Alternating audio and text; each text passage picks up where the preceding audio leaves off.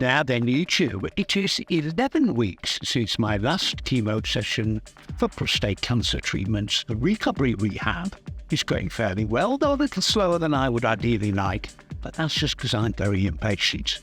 But now, it's time to climb.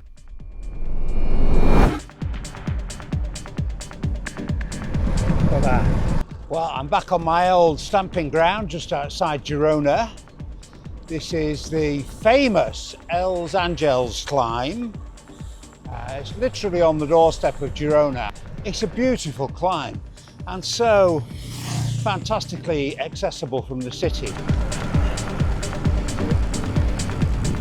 It's more like two climbs actually, with a flat spot in the middle, and I'm kind of on the flat spot right now, which is pretty much the only reason I've got enough breath to talk to you.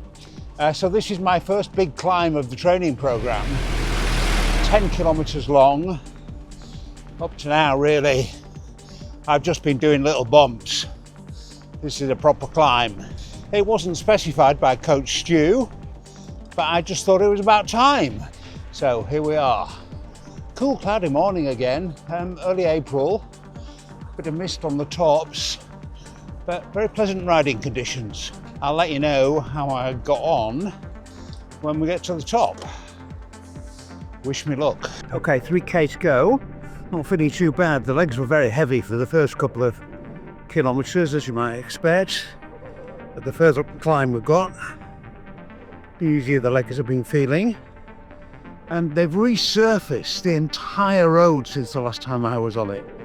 Beautiful smooth tarmac all the way up. It really is a gorgeous climb, this. Okay, here's the 9 kilometre time, which means just over 1 kilometre to go, about 1.2k to get to the summit. Feeling okay, actually. But in the old days, I'd have tried to catch that doo-doo from. Don't know if it's so sensible these days to even try. Well, it's the first decent long climb done. Very enjoyable. I absolutely love this climb. I've done it dozens of times, and it's just always been one of my favourites. So it's pretty fantastic to be able to return to it post chemo and get up the damn thing, albeit a little on the sedate side. Well, YouTube, very shortly after that landmark in my recovery, things went downhill in both senses. The new bike developed a tech problem. Not massive, but annoying. More seriously, I developed a new physical problem, and quite a big one at that. I'm going to come to both things in a moment or two, but first, a bit of tech chat. I thought some of you might be interested in what gear I'm using to film my rides. Well, it's a bit of a mixture, and I thought the most interesting item is this one, the Insta360 X4. As the name suggests, it shoots in 360, capturing everything ahead, behind, to the sides, and even above. I'm pretty pleased with this, and the internet is billing it as the ultimate cycling camera. True, I'm not wholly convinced, but if you want to film yourself and everything else, maybe including your mates on a group ride, it's an immensely useful tool. It also means you sometimes capture stuff that other people in his range aren't quite aware of. Here's a little example. This young lad, I was riding through a town, this young lad clearly wanted a race. I'm pretty sure he didn't know he was being filmed. And then when I got home, I saw and captured his cheeky gesture as he pulled away from me. The one possible drawback of the X4 is that you need to use Insta's software to reframe your shots, and that can be quite a time-consuming and laborious process. So the post-production burden is bigger, but maybe the trade-off is worth it, as you pretty much never miss a thing on a ride if it's turned on and recording. I'm also using the Osmo Pocket 3. This is an absolutely fantastic camera, especially for stock 2 camera and kind of vlogging style interior. It's not absolutely ideal as a cycling camera because you need to be a bit careful with the with the gimbal when stowing it back in its protective hard cover. And sometimes if you're doing that one-handed on a bike, that's not quite so easy. The image quality, though, is absolutely stunning. The gimbal provides smooth and stable shots, and I found battery life excellent. It's a really, really good piece of kit. And finally, can you tell I'm a gearhead? I've got an Insta 360 Go 3S. Now, again, battery life and image quality are excellent, but the thing I found most appealing about the Go 3S is the ability to detach the absolutely tiny camera unit from the main body. You can then attach this magnetically to all kinds of mounts, which can produce some interesting angles and shots.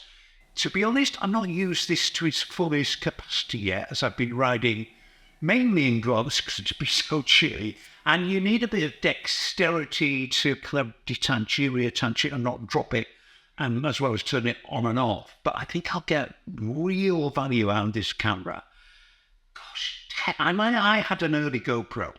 The tech has come on so far since the early days of GoPro. It's absolutely astounding. But the thing is, with tech, it's only good when it works.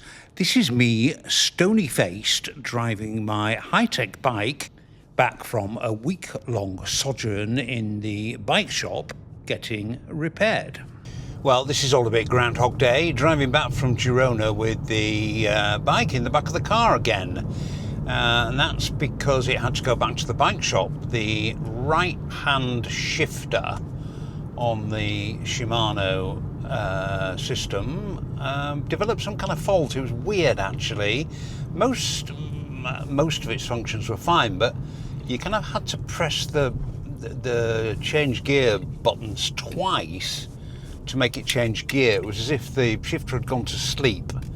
Anyway, I took it back to the bike shop. He connected it to their bike shop diagnostic system, and it turned out there was a problem with the shifter. I never quite got to the bottom of what the problem was, but anyway, the shifter went back to Shimano in Madrid. They obviously agreed that there was some problem with it.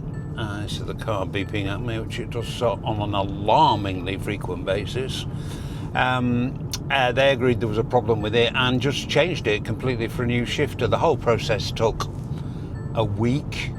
Not ideal on a new bike, to be absolutely honest with you, but there again, a week is relatively quick, particularly for Spain. And I'm now driving back with the brand new shifter on the bike. So let's hope, fingers crossed, that it solved the problem. Well, a quick test ride, patently not done by the bike shop, revealed that the problem was not in fact solved and was just as same as it was before. Disappointing.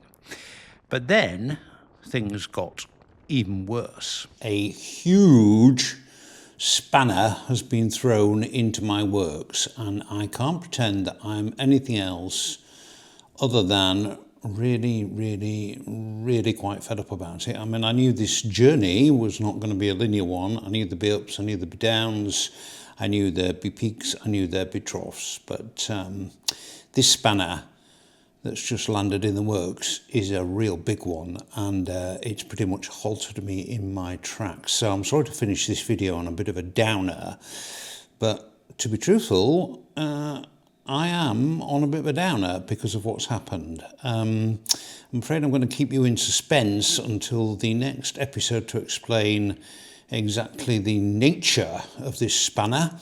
But yeah, at the moment, not so good, I'm afraid. See you next time for a full explanation.